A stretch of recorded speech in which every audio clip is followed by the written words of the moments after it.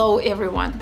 Today we will continue answering two questions that I consider the two most frequently asked or the two most irritating questions that model developers encounter during the meetings. First, let's summarize our previous conversation. Instead of asking what will happen if everybody wants to join the model, the true questions we will need to ask is what will happen to the performance of the model if it manages 10,000, 100,000, 1 million, 200 to 500 million, then billions. The performance moves opposite to the scale of the trading capital. And the reason is, the larger the size of each order, the lower quality execution we will receive. And we saw an example demonstrating that if we will reduce the execution price at every order by only 1 point, the result will change from a profitable model to a losing one. Now let's delve into my favorite 5 whys. Why number 1? Why, when order sizes grow, the performance declines? When it comes to execution in financial markets, there are two possible ways to get the original price: as a market taker or as a maker.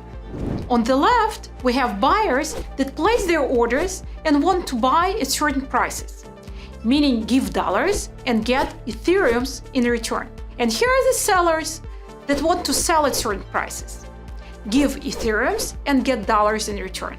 I want to buy at a price of 100, meaning each Ethereum costs $100. To buy 10 Ethereum, I need to pay $1,000. So I give the first seller $1,000. And the seller gives me 10 Ethereums, and then seller continues to wait for someone else to buy the remaining 65 Ethereums from him. But what will happen if I manage not $1,000 fund, but $10,000 fund? I will have enough money to buy 100 Ethereums at a price of 100 with $10,000. But there are only 75 Ethereums available at this level, and I will need to buy the remaining 25 from a seller at a price 101. Thus, our average execution price becomes 100.25 and not 100. And if I'm a system that wants to manage $100,000, I can potentially move the market even further. At Endotech, we are a market taker. We look at the market and see how much it can take without us affecting the price. And we repeat such small orders again and again till full order size is filled. Since our algorithm entries are done when the market is moving sideways prior to the move, and our exits are happening prior to the trend move completion, we can use the smart market taker technique. Why number 2? Why doesn't the entry order improve the execution of the exit order? Well, let's answer this by discussing GameStop. It was a clear case of a large order or large number of small orders moving market prices and resulting in further avalanche of movement because of all stop orders triggered during the climb. Why doesn't Endotech want to play this game? First, we are not interested in manipulating the market. We are strictly here to participate. To manipulate, you need to have either a strong political stand on what is right and what is wrong, or be really hungry for the money. Right now, we are neither. Why number 3? Why do some companies succeed in investing and trading immense amounts? Diversify, diversify, diversify. The answer here in diversification into strategies, into version of the strategies, into series of small orders, time-weighted average price execution, into assets, exchanges, asset classes. Why number 4? Why you are not afraid to reach capacity?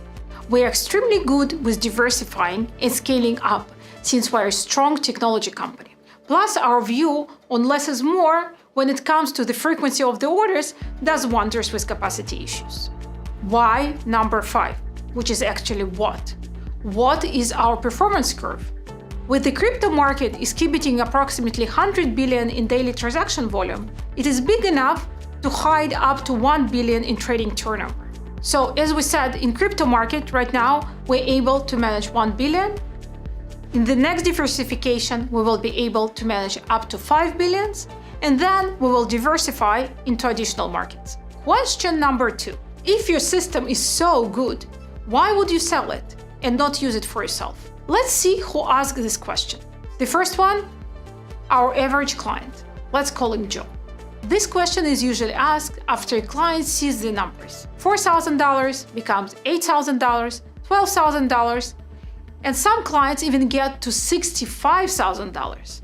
When the individual asks this question, I can clearly see in his eyes that he's questioning why someone would share such a superpower. And here are two answers: practical and practical. We do trade for ourselves. But let's look at one of our company's test accounts. It started last year with $125,000, and now it grew to $1 million by trading on our Ethereum strategy. Happy story, right? But if we look at our company growth, we already have $170 million under the management of our strategies. And given any reasonable performance of 100% plus in the same year, we will theoretically earn $34 million. There is a significant difference, right? $1 million versus $34 million. Say next year, our test account will reach $10 million, while we plan to cross $1 billion under management for our strategies. Again, we should be able to generate $200 million for the company. So we are talking about generating $10 million compared to $200 million. Accordingly, by sharing strategies with others, we win and we share the rewards, creating a meaningful relationship between both parties. But this question contains another meaning when it comes from large investors. The question goes as follows: what if we provide you with $1 billion? Why not trade it as a proprietary internal Nostro fund? Our answer is as following: the financial field is full of moral dilemmas. It's almost like a zero-sum game. The question becomes, what side do you serve? And no one seems to be on the side of the little guy when it comes to delivering high return opportunities. And while it's always hard to do the right thing, it's extremely gratifying. It's easier to make money for yourself. It's easier not to be accountable and not to have thousands of eyes monitoring you. It's easier not to hear frustration of clients that would do better and differently, or correspond with clients that have difficulties with long-term investing, whereby even 1 week of negative result is considered a disaster. We learn to see the big picture. In the end, we deliver 2x, 20x for our clients. And yes, there are risks. Yes, there are technological challenges. Yes, there is a learning curve. But most importantly, we feel extremely good that we do it not only for ourselves, but for hundreds of thousands of clients. I would like to thank our clients for being with us on this journey. Bye for now, and see you next time.